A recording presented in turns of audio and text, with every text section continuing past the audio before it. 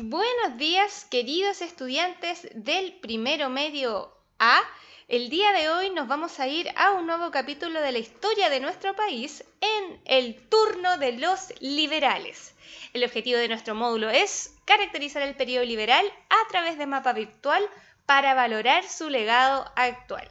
Luego de la batalla de Vilcay sabíamos que los conservadores habían logrado obtener el poder con personajes como Diego Portales, ¿cierto? Los tres presidentes importantes en estos decenios. Sin embargo, a finalizar este periodo, sabemos que el turno y la revancha iba a ser tomada por los liberales. Así, chiquillos, desde 1861 hasta 1891 nos encontramos con los gobiernos liberales. Si se dan cuenta, ¿cierto? Tenemos aquí distintos nombres de los presidentes, ya partiendo con José Joaquín Pérez y terminando con José Manuel Balmaceda, y encontramos algunos conflictos bastante interesantes. Por ejemplo, acá tenemos la guerra contra España, la guerra del Pacífico, conocida por ustedes, por supuesto, y una nueva guerra civil, que va a ser una de las guerras más mortíferas de la historia de nuestro país. Asimismo, tenemos, por ejemplo, conflictos en la Araucanía. Ahí sale como que es la finalización, ¿cierto? Pero lo vamos a cuestionar. Reformas constitucionales y las importantísimas leyes laicas que ya vamos a revisar un poquito más adelante. Para estudiar historia, el rumor ha sido uno de los elementos más utilizados por los historiadores, ¿ya? A este rumor lo vamos a conocer como uno de los más importantes de la historia de Chile y es la cuestión del sacristán.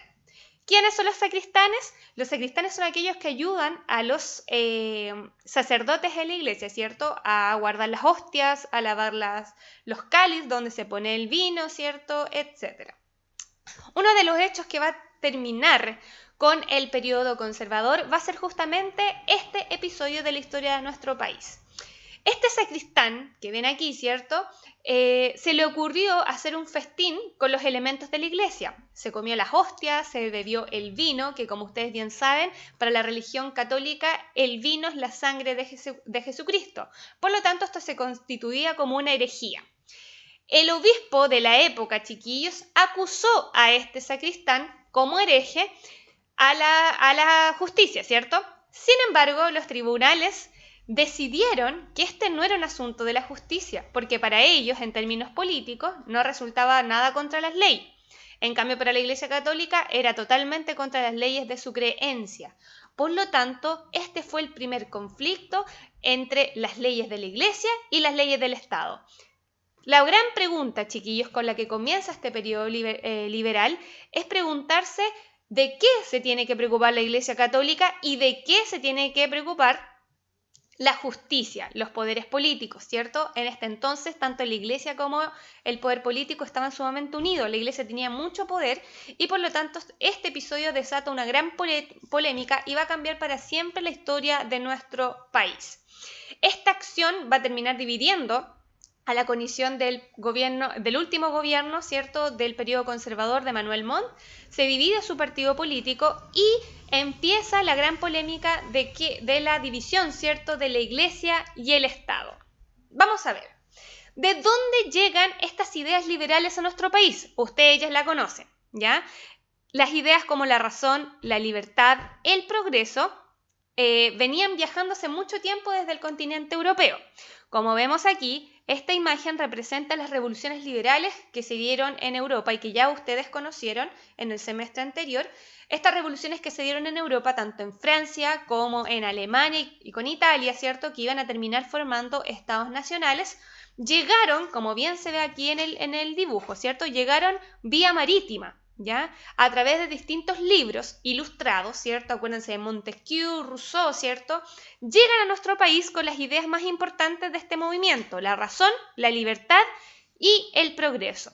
¿Por dónde llegan? Por el puerto de Valparaíso, chiquillos, el puerto más importante en ese entonces para nuestro país. Era el que conectaba el viejo continente, es decir, Europa, con Sudamérica. ¿Qué buscaron entonces los gobiernos liberales? Tomándose de todas estas ideas, ¿cierto? Los gobiernos liberales buscaron dos grandes ejes para llevar a cabo estos gobiernos. Primero, reformas políticas del Estado. Querían reformar la política del Estado y en segundo, querían expandir y económicamente el territorio de Chile. ¿ya? Para eso había que implementar nuevas maneras de hacer la economía y por otro lado había que implementar nuevas maneras de hacerse de territorio, ¿ya? Aquí encontramos, ¿cierto?, una fotografía que muestra el puerto de Valparaíso cuando fue atacado ni nada más ni nada menos que por España.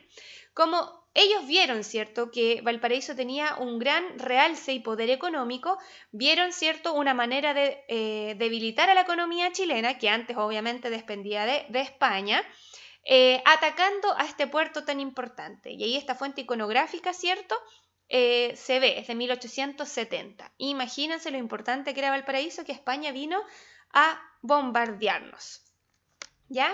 Pero estas ideas liberales no parten de la nada, no, ¿cierto? Estas ideas liberales vienen construyéndose también desde lo que alcanzamos a ver de este periodo conservador, ¿ya? Ustedes saben que durante el periodo conservador se le dio un gran realce a la educación y se formaron movimientos literarios como el de 1842 que eran mayoritariamente jóvenes. Además, el roto chileno, ¿cierto?, que iba muchas veces a las guerras, como la guerra de la Confederación Perú-Boliviana, desarrollada en los gobiernos conservadores, se dio un realce muy importante al roto chileno, al del pueblo, quien era quien realmente iba a la guerra. Además de eso, hubo una efervescencia intelectual. Con los extranjeros, ¿cierto?, las ideas empezaron a circular. De cierta manera se empezó a culturizar nuestro país a través de estas ideas que venían desde afuera. Todo eso, chiquillos, todas estas ideas ayudó a fortalecer las ideas liberales. Por eso es un proceso, porque en este periodo conservador anterior, ¿cierto?, se fueron fortaleciendo estas ideas hasta que se llevaron a políticas del Estado. Cuando llega este presidente José Joaquín Pérez, ¿cierto?, su principal idea era liberalizar y secularizar las instituciones. ¿Qué significa esto, chicos? Que los asuntos del Estado, de la sociedad y del individuo tenían que, ¿cierto?, separarse de los intereses de la Iglesia, porque son cosas distintas, ¿ya? Para ellos, como teólogos e ideólogos de estas ideas, eran ideas distintas. ¿Qué decían ellos? El individuo, ¿cierto?, tiene que pensar a la sociedad y tiene que pensarse en sociedad como una vía entre el individuo y este Estado. Es decir, el Estado tiene que preocuparse del individuo, pero pensándolo siempre como sociedad. Eso va a significar, por ejemplo, que no debiesen haber diferencias para ciertas leyes. En este entonces, algunos privilegios de leyes las tenían solamente la gente que era Iglesia Católica. Era el momento que el Estado pensara a Chile como una sociedad, ¿ya? Solo de esa manera le podrían dar ciertas libertades al individuo, ¿ya?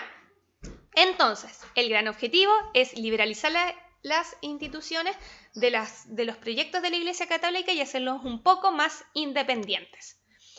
¿Cómo vamos a liberalizar estas instituciones políticas primero medio A? Ustedes saben que en el periodo conservador era el presidente el que tenía mayor poder, por lo tanto había que disminuir sus facultades, entregándoles más facultades y predominio al Parlamento, es decir, senadores y diputados, ¿ya? Se va a prohibir la reelección automática, ¿ya?, de los presidentes de la República. De esta manera hacemos que el poder, ¿cierto?, se vaya parcelando y distribuyendo. No vamos a tener 10 años a un mismo presidente, sino que vamos a tener distintos presidentes cada cierta cantidad de años.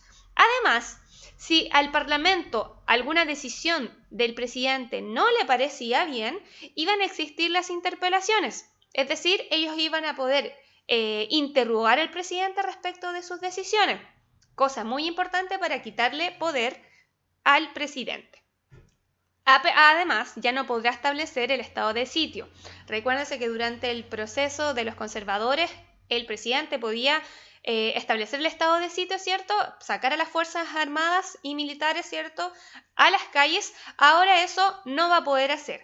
Por ejemplo, si el Parlamento decidía ejercer un voto de censura contra el presidente de la República, lo podía hacer perfectamente. Es decir, y a los ministros de Estado, porque los ministros de Estado, recuerden que Diego Portales era triministro, por lo tanto tenía mucho poder sobre el presidente de la República. Ahora el Parlamento, ¿cierto?, podía hacer un voto de censura contra el presidente o contra los ministros en el caso de que sus decisiones no les parecieran correctas, ¿ya? Y lo más importante, y para que pensemos, ¿cierto?, esto al chileno en sociedad y la libertad del individuo, se van a establecer estos dictámenes. Va a haber derecho de reunión, asociación, libertad de enseñanza y imprenta. Imprenta significa que ahora el individuo puede publicar las ideas de él en cualquier medio que sea posible. Se eliminó el requisito de de poseer una renta para poder sufragar. Esto significó que se estableció el sufragio universal masculino. Ustedes saben que con la Constitución hecha por los conservadores y el señor Diego Portales, solamente podían votar quienes eran hombres mayores de 21 años y que estuviesen casados y que además poseyeran, ¿cierto?, alguna tierra o dinero importante. Desde ahora eso ya no va, ¿cierto?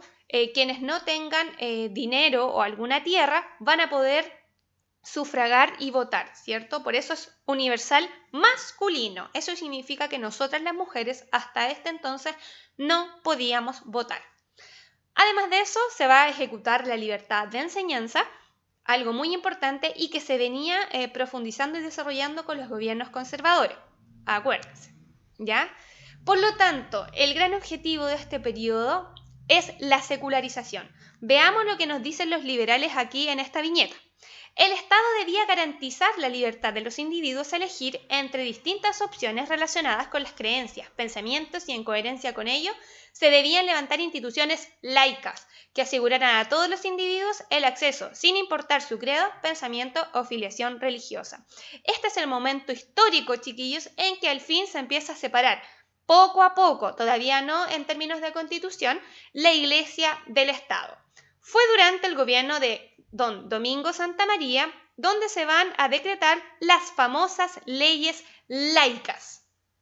¿Qué serán las leyes laicas? La palabra laico, ¿cierto?, viene de aquello relacionado que no está relacionado, a la Iglesia Católica, ¿ya? Que se relaciona solamente con el Estado. ¿Cuáles van a ser estas leyes laicas? Primera ley laica, la ley de cementerios laicos. Desde ahora, todas las personas, independiente de su creencia o religión, van a poder ser enterrados en cementerios. Antes, solamente la gente que era católica podía ser enterrada en los cementerios. La ley de matrimonio civil. Mismas directrices, ¿cierto? Ahora la gente podía casarse no solamente por la iglesia, sino que iba a tener derecho a casarse mediante una institución laica como lo iba a ser el registro civil. Hoy día ustedes están súper acostumbrados a ir al registro civil para hacer distintos trámites, sus papás también, pero hasta este entonces esa entidad no existía. ¿Qué importancia va a tener esta ley de registro civil? Que, por ejemplo, ahora van a ser contabilizados, ¿cierto?, todos los chilenos, independiente de su creencia religiosa. Hasta este momento, si tú no eras cristiano o católico, podías perfectamente no ser contabilizado. En el fondo, no existías porque el Estado no llevaba una cuenta de la gente que no era católica. 3 leyes importantes, leyes laicas, no se le pueden olvidar, que se les quede muy grabadita en su cabeza. ¿Ya? Finalmente, chiquillos, nos vamos a ir a profundizar en la economía. Pero para esto lo vamos a hacer en un segundo video donde además vamos a explicarles las instrucciones de su actividad que van a tener que realizar. Así que nos vemos en el siguiente video.